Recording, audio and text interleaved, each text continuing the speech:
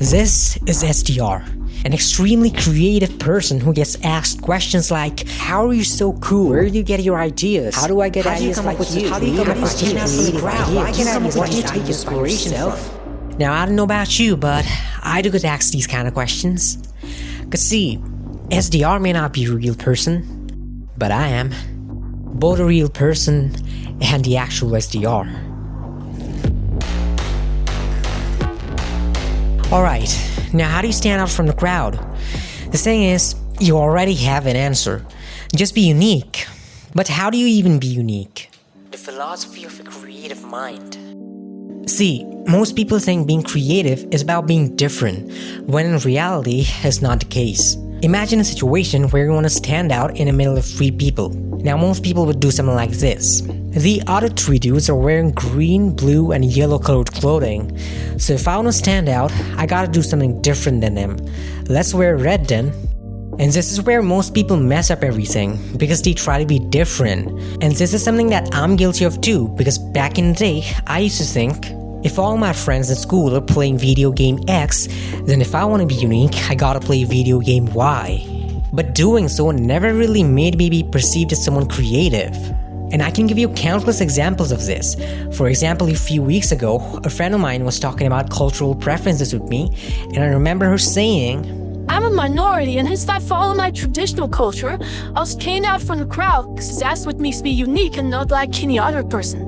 Which is totally wrong, and also the reason why these type of people never get called creative, even though they think they are doing something unique. This phenomenon itself proves their strategy isn't working, because even though they're thinking they're doing something unique, no one's giving them reactions that an actual creative person would get. If they really were being creative, they'll see the results, which they're not seeing, and hence even though they're thinking they're being creative, the truth is, they aren't. And the reason they're going through all of this in the first place is because they're trying to be different, whereas what they actually have to do to be creative is be distinct.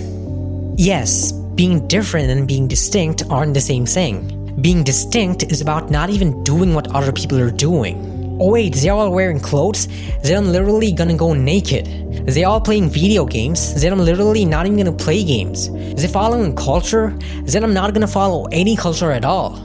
Instead of doing just a different version of what everyone else is doing, don't even do what they're doing. In simpler words, instead of trying to do something no one's doing, try to not do what everyone else is already doing. So now that you're going in the right direction, let's remove all the obstacles in our path by learning how to be distinct in the first place. Adopt growth mindset.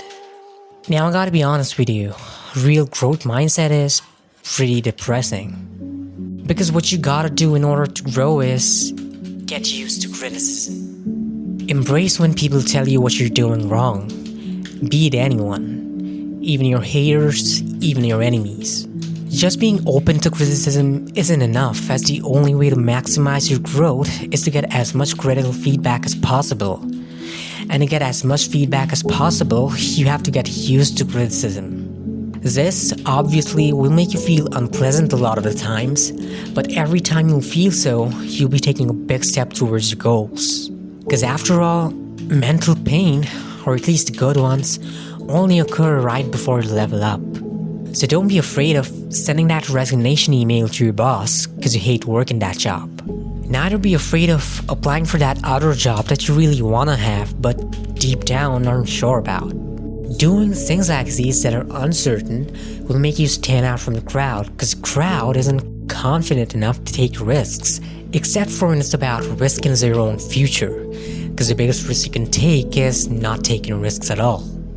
And if taking risks isn't enough, then learn to submit, not to any person, not to any human, but rather to things. Things that are boring, but make your future better. Things that are hard to do because you don't feel content doing them, even though you're totally aware of how beneficial it would be for your future self. Submit to such activities. Don't feel good doing them? Do it anyway. Whoa, that's enough sad stuff to keep me up at night. Now tell me something to get worked up about. User disadvantages.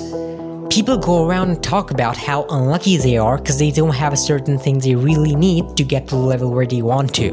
Oh, I want to make videos, but I don't have a camera, it's too expensive. I want to hit the gym, but I don't have enough time.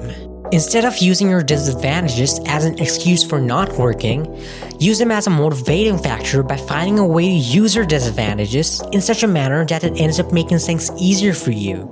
This will make you stand out from the crowd because your disadvantages will turn into your unfair advantages. Stephen Hawking. Did he let his disability, his disadvantage, demotivate him and make him think it's gonna be harder for him to make it just because he's disabled? Or did he try his best and use his disability as rather an unfair advantage than a disadvantage to make himself stand out from the other people in his field? Think about it. But wait, if I manage to be creative and stand out from the crowd, but then two other people manage to stand out too, then am I even standing out anymore?